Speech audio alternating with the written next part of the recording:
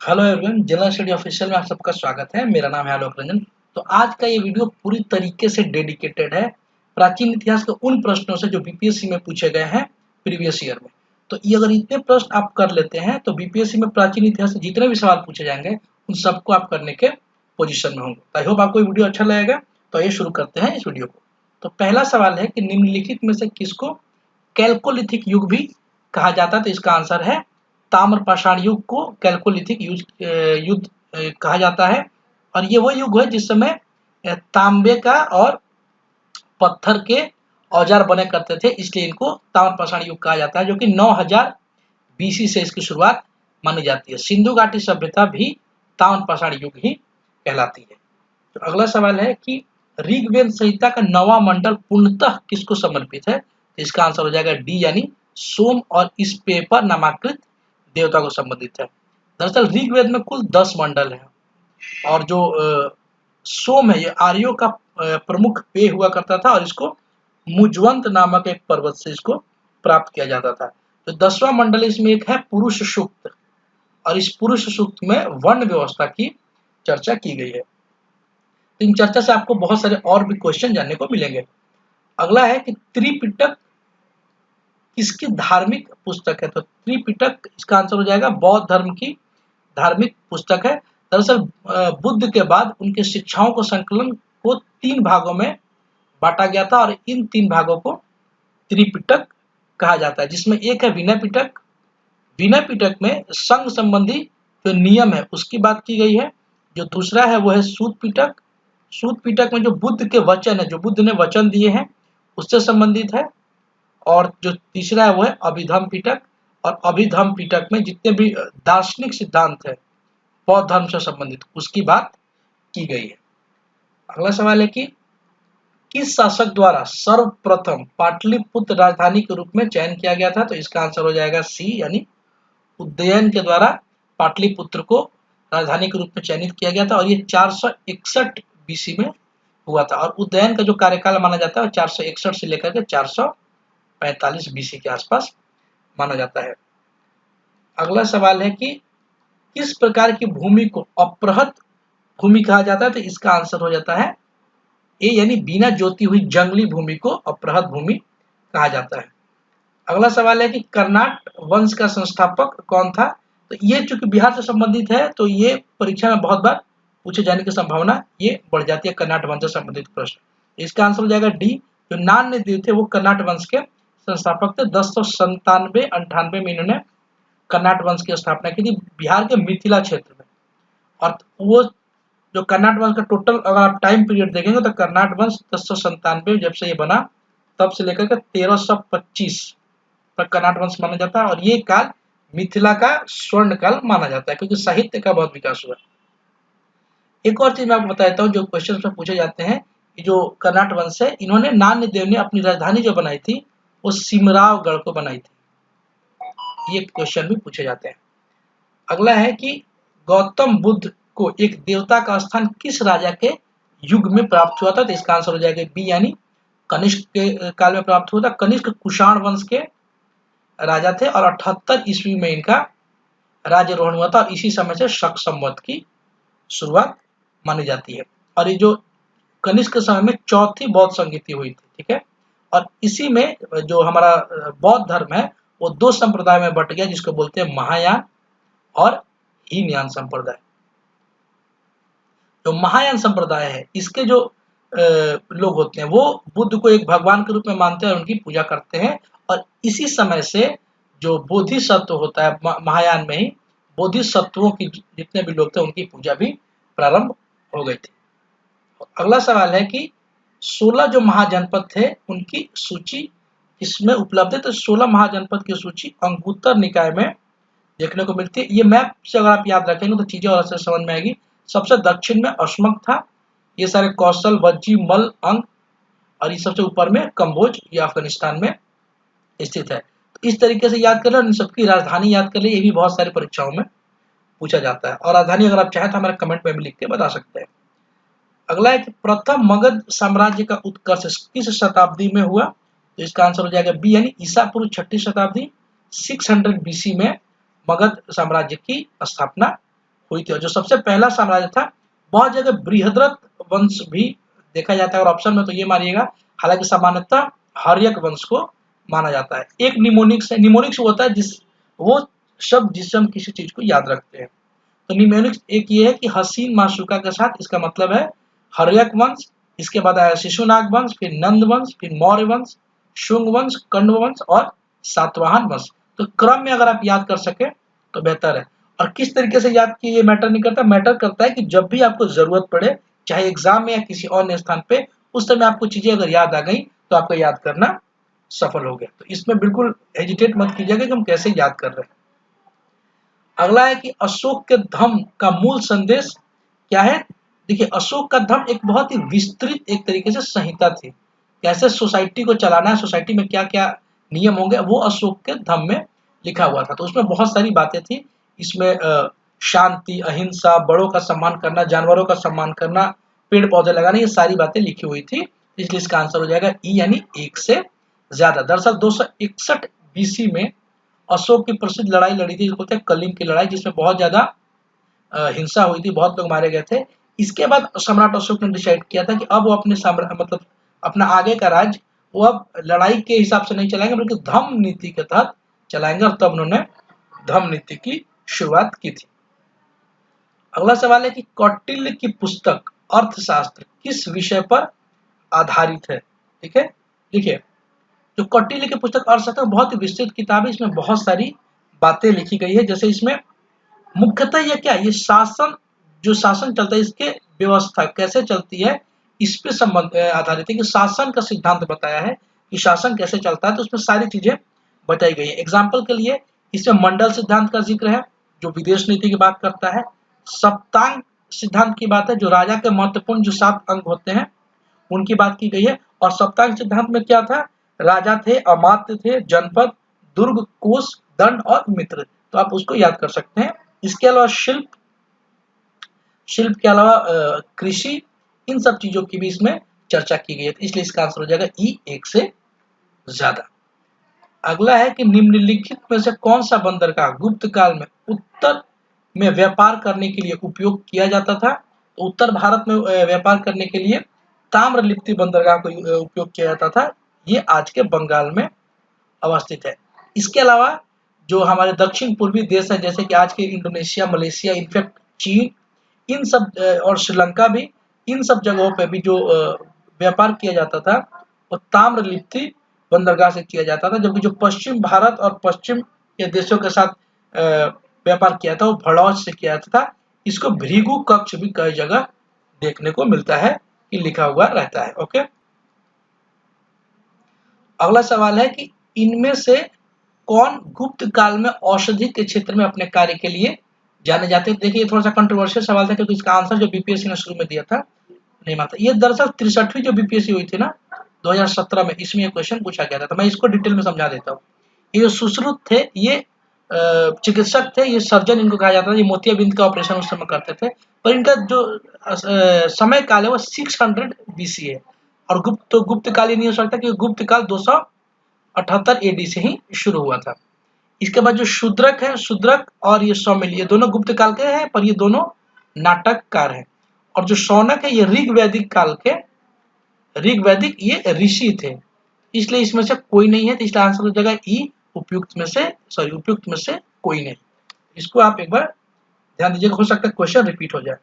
और बीपीएससी में बहुत सारे क्वेश्चन रिपीट होते हैं, इसलिए आप अगर इसको कर लेंगे तो बहुत सारे क्वेश्चन आप कर पाएंगे। अगला है कि चीनी यात्री ह्वेन सांग किस विश्वविद्यालय में अध्ययन के लिए गया था। तो इसका आंसर हो जाएगा डी, यानी नालंदा विश्वविद्यालय में। दरअसल ये 629 एडी में भारत आया था। और ये जो समय है, ये हर्षवर्धन राजा के काल का समय है। 642 तक ये भारत में रहा। इसकी एक प्रसिद्ध जो पुस्तक है वो है सी यू की। ठीक है, 2 और यात्री चाइना से आए थे, उनके बारे में जान लीजिए, क्योंकि वहां से भी क्वेश्चन पूछे जाते हैं। हालांकि पहले हमने इसकी चर्चा की थी। 2 यात्री में एक यात्री का नाम है फायान, ये आप जानते होंगे। ये इनकी किताब थी फा यू की, और ये चंद्रगुप्त द्वितीय के समय में 399 में भारत आए थे। एक और थे, इनका नाम था इत सिंह, ये 673 में भारत आए थे। प्राचीन इतिहास में 3 यात्रियों की जानकारी हमें मिलती है जो चाइना से आए थे। अगला है कि सूती कपड़े को उत्पादन के लिए सबसे जो प्रसिद्ध नगर था वो कौन सा था? तो सूती कपड़े के उत्पादन के लिए सबसे प्रसिद्ध नगर था वो मथुरा था। अगला सवाल है कि निम्नलिखित राजवंशों में किसका उल्लेख संगम साहित्य में नहीं हुआ है? तो देखिए संगम जो साहित्य है उस समय दक्षिण भारत के 3 राजाओं का 3 जो राजवंश था उनकी जानकारी मिलती है। चोल राजवंश, पांड्य राजवंश और चेर राजवंश। ये ध्यान रखिए, चेर जो है कर्नाटक और ये केरल वाला क्षेत्र है, पांड्य तमिलनाडु और ये अपर तमिलनाडु और आंध्र प्रदेश का एरिया है। तो ये जो कदम वंश है इसकी जानकारी हमें नहीं मिलती है। अगर मिलने की पूछे देख लीजिएगा, सदर्न ऑफ इंडिया का फोटो था उसमें ये चीजें लिखी हुई है। अगला है कि मुद्रा राक्षस के लेखक निम्न में से कौन है? तो मुद्रा राक्षस के लेखक, इसका आंसर हो जाएगा सी यानी विशाख दत्त। विशाख दत्त की जो कृति है मुद्रा राक्षस, इसमें चंद्रगुप्त मौर्य, ठीक है ना, चंद्रगुप्त मौर्य की जानकारी मिलती है। चंद्रगुप्त मौर्य कब राजा बने थे? 323 बीसी में। ओके, और इसमें चंद्रगुप्त मौर्य के लिए वृषल और कुलहीन शब्द का प्रयोग किया गया है। ये भी परीक्षा में पूछता है। अगला है कि कुमार संभव महाकाव्य किस कवि ने लिखा है? तो इसका आंसर हो जाएगा सी यानी कि कालिदास द्वारा लिखा गया। इनका 3 नाटक है जिससे क्वेश्चन पूछे जाते हैं, बहुत फेमस है। उसमें सबसे जो प्रसिद्ध है वह अभिज्ञान शकुंतलम। ओके, जो दूसरा है उसको बोलते हैं मालविका अग्निमित्र। इसमें मालविका और अग्निमित्र की कहानी मिलती है, मालविका अग्निमित्रम। और जो तीसरा है वो है विक्रमोर्वशीयम, विक्रमोर्वशीयम। ये 3 चीजें हमें ये 3 नाटक की रचना कुमार कालिदास ने की थी। इसके अलावा खंड काव्य की रचना की थी, वो क्या थे वो भी आप याद कर लीजिएगा। अगला है कि चोल काल किसके लिए प्रसिद्ध है? तो इसका आंसर है ए। इससे क्वेश्चन यूपीएससी में पूछे जाते हैं। चोल काल पंचायती व्यवस्था के लिए प्रसिद्ध है। उस समय विलेज असेंबली वहां देखने को मिली थी, जो आज हमारे भारत में 73वें संविधान संशोधन से इंट्रोड्यूस किया गया पंचायती राज। तो ये एक बहुत ही प्रसिद्ध बात थी उस समय की, इसलिए परीक्षा में हमेशा पूछा जाता है। अगला है कि दक्षिण भारत में मंदिरों के आकर्षण द्वार क्या कहलाते थे? इसका आंसर हो जाएगा सी यानी गोपुरम। गोपुरम जो होता था ये चोलकालीन वास्तुकला की बहुत बड़ी विशेषता थी। ये जो मंदिर होते थे और मंदिर का जो प्रांगण होता था, इस पे जो ये बड़ा सा यहाँ पे द्वार बनता था। आज भी आप दक्षिण भारत में जाएंगे, जो द्रविड़ शैली की जो मंदिर है वहां देखने को मिलेगा, और ये बड़े द्वार को ही गोपुरम कहा जाता है। तो आइए देखते हैं अगला सवाल क्या है। अगला सवाल है कि प्रसिद्ध 10 राजाओं का युद्ध, जिसको 10 राज युद्ध बोलते हैं, वो किस नदी के तट पे लड़ा गया था? तो इसका आंसर हो जाएगा ये डी, पुरुषनी नदी के तट पे लड़ा गया था। पुरुषनी नदी आज की जो रावी नदी है ना उसको पुरुषनी नदी कहा जाता है। अगला सवाल है कि हड़प्पा में मिट्टी के बर्तनों पर सामान्यतः किस रंग का उपयोग हुआ है? तो हड़प्पा में मिट्टी के जो बर्तन उसमें लाल रंग का आपको ज्यादातर प्रयोग देखने को मिलेगा। अगला है कि महात्मा बुद्ध का महापरिनिर्वाण कहाँ पे हुआ था? तो इसका आंसर हो जाएगा सी यानी कुशीनगर में। महापरिनिर्वाण का मतलब है यहाँ पे इनकी मृत्यु हुई थी। इसके अलावा लुम्बिनी में जो इनका जन्म स्थान है, बोध गया में इनको ज्ञान की प्राप्ति हुई थी, और एक और स्थान है सारनाथ, यहाँ पे इन्होंने अपना प्रथम उपदेश दिया था। ये 3 चीजें गौतम बुद्ध से ध्यान रखिएगा। आइए चलते हैं अगले सवाल में। अगला सवाल है कि निम्नलिखित में से कौन सी बात बौद्ध धर्म तथा जैन धर्म में समान नहीं है? तो इसका आंसर हो जाएगा बी यानी आत्मदमन समान नहीं है। जबकि 6ठी जो शताब्दी ईसा पूर्व है, बीसी में जब ये बना था, तो उस समय जो वैदिक धर्म में और समाज में जो कुरीतियां फैल गई थी उसके खिलाफ एक क्रांति थी ये दोनों धर्म। तो ये कुरीतियों और धर्म के प्रति यानी वेदों के खिलाफ बात करते थे, उसमें की जो कुरीतियां थी, जो आडंबर थे, उसके खिलाफ बात करते थे। ये सारी चीजें तो इसमें कॉमन है, पर आत्मदमन इसमें कॉमन नहीं है। तो इसका आंसर हो जाएगा बी आत्मदमन। अगला सवाल है कि विश्व का पहला गणतंत्र वैशाली किसके द्वारा स्थापित किया गया? तो ये जो लिच्छवी हुआ करते थे ना उनके द्वारा स्थापित किया गया था। तो इसका आंसर हो जाएगा सी। अगला सवाल है, एक मिनट अगला सवाल देखता हूँ। अगला सवाल है कि इंडिका का लेखक कौन है? इंडिका जो पुस्तक है इसके लेखक है मेगास्थनीज। मेगास्थनीज ने इंडिका की पुस्तक को लिखा था। हालांकि इसका मूल प्रति उपलब्ध नहीं है, अन्य किताबों में इसका जो जिक्र हुआ है उससे रेफरेंस लेकर के इसके बारे में जानकारी मिलती है। मेगास्थनीज 304 बीसी के आसपास भारत में आया था और ये 299 तक रहा। आपको पता है चंद्रगुप्त मौर्य का काल 323 से लेकर 298 तक रहा, तो उन्हीं के कार्यकाल में ये यहाँ पे आया था। और जो मेगास्थनीज पुस्तक है इसमें इन्होंने मौर्य काल के बारे में अच्छे से, मौर्य काल की जो शासन व्यवस्था है उसका जिक्र किया है, और जो चंद्रगुप्त मौर्य का महल था उसका इसने बहुत ही विस्तृत तरीके से जिक्र किया है। उसी में पता चलता है कि इनका महल लकड़ी का था, और पाटलिपुत्र के इसने पाली ब्रोथा शब्द का प्रयोग किया था। ये देखते हैं अगला सवाल। अगला सवाल है कि किस अभिलेख में रुद्रदमन प्रथम की विभिन्न उपलब्धियां है, तो ये इसका आंसर हो जाएगा ए, जूनागढ़ का अभिलेख। आइए जानते हैं इस अभिलेख के बारे में। यह अभिलेख पूर्णतः संस्कृत भाषा में लिखी हुई है, तो यहाँ से भी आप इसको याद कर सकते हैं। ये क्वेश्चन भी पूछा जाता है कि किस भाषा में लिखी हुई है।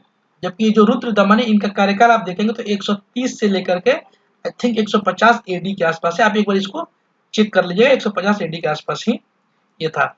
और एक जो प्रसिद्ध चीज है कि इन्होंने सुदर्शन झील का जो मौर्य काल में बना था उसका इन्होंने पुनर्निर्माण कराया था, या उसकी मरम्मत कराई थी, क्योंकि बाढ़ आया था तो टूट गया था।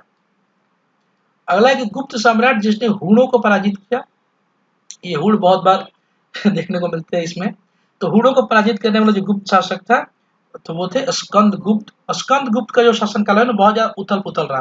हूणों ने आक्रमण किया। इसके अलावा ये अपने 12 साल के कार्यकाल में आक्रमण ही झेलते रहे, हालांकि सक्सेसफुली इन्होंने झेला। इनका कार्यकाल आप देखो तो शायद 455 से लेकर 467 एडी तक इनका कार्यकाल माना जाता है। और इनके पश्चात ये आखिरी शक्तिशाली शासक थे। इसके बाद गुप्त काल धीरे धीरे अपने मतलब कमजोर राजा और बाह्य आक्रमण की वजह से धीरे धीरे कमजोर होता गया, और एक समय बाद ये खत्म हो गया।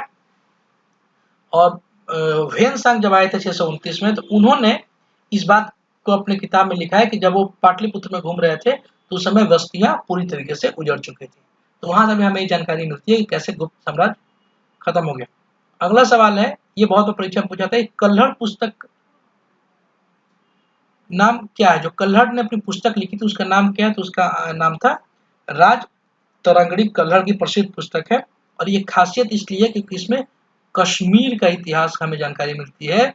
कल्हड़ की पुस्तक कश्मीर के इतिहास की सबसे प्रमाणिक पुस्तक राज तरंगिणी ही मानी जाती है, और इसकी रचना इन्होंने जय सिंह के कार्यकाल में किया था। जय सिंह जब राजा थे, और इनका आपको राज्य आप समझिए तो जय सिंह जो टेन्योर था उस 1127 से 1159 के आसपास मिलता है। तो इसी बीच कल्हड़ की राज तरंगिणी पुस्तक लिखी गई है।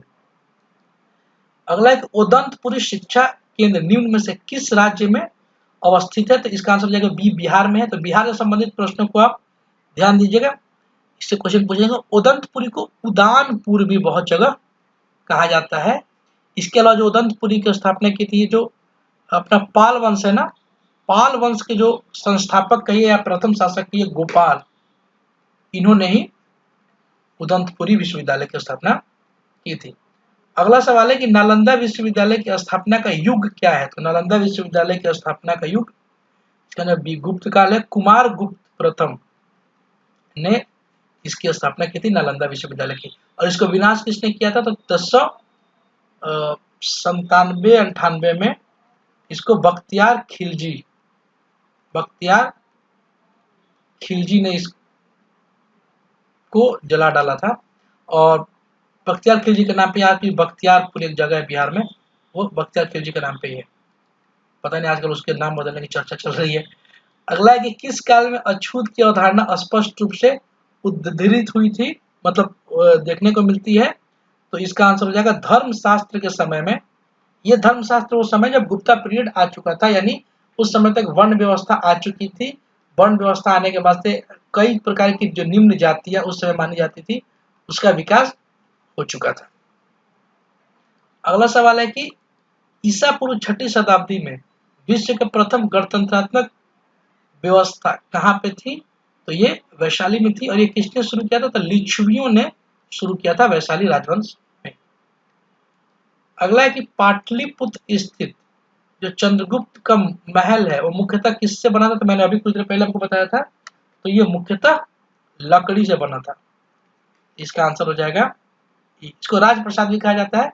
और जो मेगास्थनीज की इंडिका है इसमें इसका डिटेल रूप से वर्णन मिलता है। देखिए पटना के समीप 2 स्थान है जहां से इसके साक्ष्य मिले हैं। तो चूंकि बिहार से है तो ये भी जान लीजिए।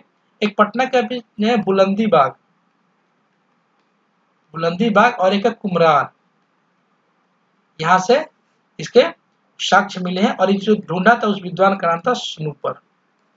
इन्होंने इसकी सबसे पहले खोज की थी। अगला है कि अभिलेख जिससे यह प्रमाणित होता है कि चंद्रगुप्त का प्रभाव पश्चिम भारत पर भी था, तो इसका आंसर हो जाएगा सी, यानी रुद्रदमन के जूनागढ़ अभिलेख से पता चलता है इनका प्रभाव पश्चिम भारत पे भी था, क्योंकि वहां पर सुदर्शन झील इन्हीं के समय का बनवाया हुआ है, चंद्रगुप्त के समय का। अगला है कि कला की गंधार शैली निम्न समय में फली फूली। तो कला की जो गंधार शैली है वो कुषाणों के समय में फली फूली, और कुषाण के एक बहुत बड़े शासक को जिनका नाम था कनिष्क। ये 78 ईस्वी में बने थे। और याद रखिए कि यही वो समय जब शक संवत की शुरुआत की गई थी। कनिष्क के समय में 2 शैलियों का विकास हुआ था, एक को बोलते हैं मथुरा शैली और एक को बोलते हैं गांधार शैली। और जो गांधार शैली है ये यूनानी शैली से बहुत ज्यादा प्रेरित है। हालांकि याद रखिएगा जो कुषाण वंश की स्थापना की थी, कुजल कड़फिसस ने की थी, ये कनिष्क ने की थी। कनिष्क सबसे महान शासक थे उस राजवंश के। अगला कि प्राचीन भारत का नेपोलियन किसे कहा गया? तो प्राचीन भारत का नेपोलियन समुद्रगुप्त को कहा गया। एक विद्वान थे विंसेंट ऑथर स्मिथ, जिनको पीए स्मिथ भी कहा जाता है। इन्होंने ही समुद्रगुप्त को नेपोलियन की संज्ञा दी है। अगला है कि भागवत संप्रदाय के विकास में किसकी देन अत्यधिक है? तो ये गुप्त वंश की देन सबसे अत्यधिक है।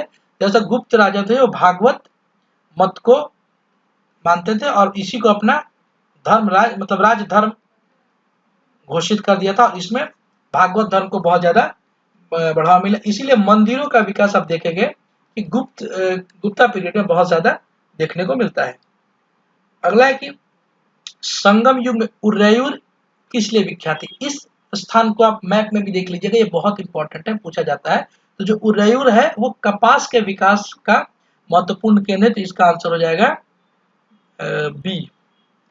उरैयूर के बारे में 2-3 चीजें बताते हैं। उरैयूर जो है ना वो तमिलनाडु में एक नदी है कावेरी, उसी का तट पे इसी का तट पे ये अवस्थित था। उरैयूर था ने जो संगमकालीन चोल राजवंश था उसकी राजधानी भी हुआ करती थी।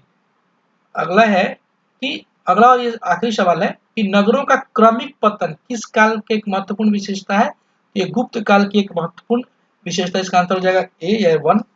गुप्त काल में नगरों का क्रमिक रूप से पतन होने लगा, क्योंकि स्कंद गुप्त के बाद जो राजा आए 455 से आप मान लीजिए 67 तक के रहे, इसके बाद जितने भी राजा आए वो कमजोर प्रवृत्ति के रहे और धीरे धीरे गुप्त वंश समाप्त हो गया। और इस बात की चर्चा वेनसांग ने अपनी पुस्तक सीयू में भी की है। तो ये थे सारे प्रश्न। अगर इन प्रश्नों को आप अच्छे से कर जाएंगे और इनको आप पढ़ लेंगे तो आपके जो प्राचीन इतिहास से क्वेश्चन पूछे जाते हैं, 10 या 12 क्वेश्चन पूछे जाते हैं बीपीएससी में, तो उसमें लगभग सारे प्रश्न बनाने के परिस्थिति में होंगे। और इन सबका आपको पीडीएफ या चाहे तो हमारे Telegram channel general study official से डाउनलोड कर सकते हैं। उसका लिंक मैं आपको इसके डिस्क्रिप्शन में दे दूंगा। आई होप ये वीडियो आपको अच्छा लगा हो।